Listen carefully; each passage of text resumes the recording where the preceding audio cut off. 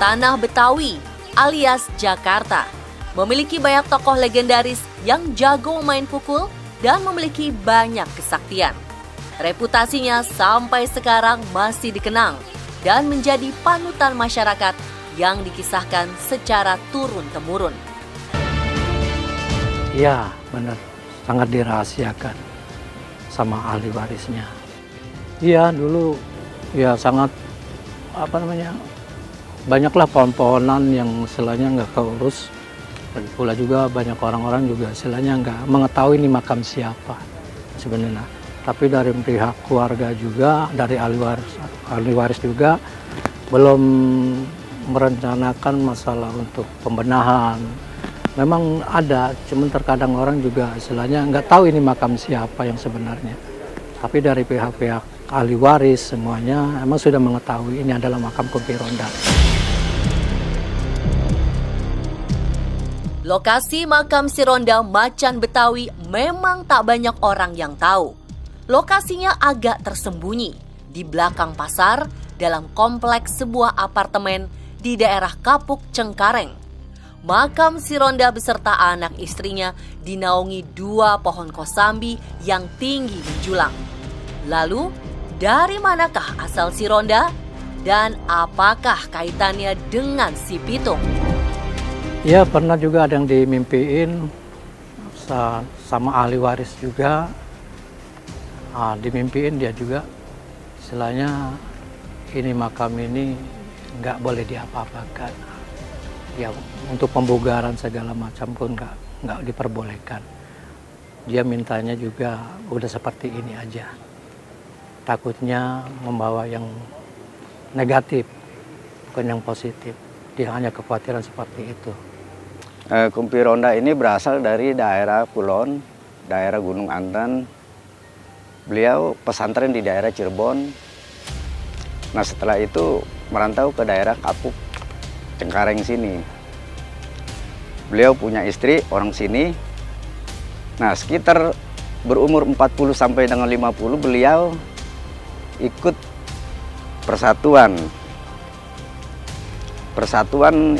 yang diadakan di daerah Tanah Abang Kebonpala, pimpinan Bapak Kiai Haji Naipin. Beliau adalah salah satu yang ditabeat atau dibaptis sama Bapak Kiai Haji Naipin, di antaranya itu 7 orang pendekar. Nah, salah satunya ini Si Ronda Macan Betawi. Menurut salah satu keturunan Si Ronda yang bernama Kong Bonin, ciri-ciri fisik dari kakeknya itu memiliki tubuh yang tinggi besar dan suka menghisap rokok kawung. Pakaian kesehariannya adalah baju celana pangsi hitam dan ikat kepala ala pendekar silat. Kekejaman pemerintah kolonial terhadap kaum pribumi membuat jiwa pendekar Si Ronda bergejolak. Ia lalu bangkit melawan dan bergabung dengan Haji Naipin. Kemahiran Si Ronda dalam bersilat lalu membuatnya dijuluki Macan Betawi. Oh, masalah sebutan beliau Macan Betawi itu dari sana ya. Jadi ada 7 orang itu yang dapat julukan itu cuma ada 3 orang. Si Ronda dari Kapuk Macan Betawi, Sabeni dari Tanah Abang Banteng Betawi, Murtado dari Kemayoran disebut Macan Kemayoran. Nah, jadi beliau yang 3 itu dapat gelar, yang 4 itu tidak mendapat gelar. Saya kurang tahu itu mah dari persatuan mereka, perguruan mereka. Biasanya kalau mereka melakukan itu, kadang-kadang itu yang sampai rumah itu tinggal sedikit. Maksudnya sembari jalan itu sembari dikasih. Jadi sembari jalan itu kadang-kadang walaupun nggak ada orangnya, kadang-kadang dikasih di pintu atau di mana gitu, atau di halaman mereka. Memang benar kali. Oh, jadi 7 orang pendekar itu, banyak kan orang bilang katanya 7 pendekar itu enggak punya apa-apa. Tapi enggak mungkin, karena yang dilawan itu senjata. Mana mungkin sih senjata bisa dilawan sama tangan kan gitu ya. Oh, salah satunya itu ilmu kanuragan, ilmu Pancasona yang mereka ada. Ya salah satunya Halimunan. Halimunan itu artinya orang tidak dapat melihat. Kadang-kadang gitu ya. bukan menghilang, dalam arti orang tidak bisa melihat dia, sebenarnya orangnya ada. Sebenarnya orangnya ada, cuma nggak bisa terlihat aja.